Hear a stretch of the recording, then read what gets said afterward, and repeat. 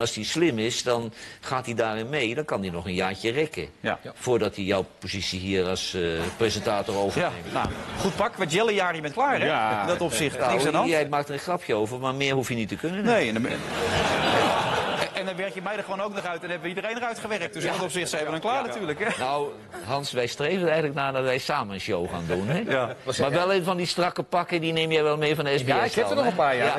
Die zouden jou prima staan, Johan, hoor. Ja, van het Want ik heb jou wel eens in je onderbroek gezien, maar mensen, dat ziet eruit, hoor. Nou, Hans, En een paar ik zie die mensen inderdaad... strakke witte brenen. Ik zie die mensen heel benieuwd kijken, Ja. ja.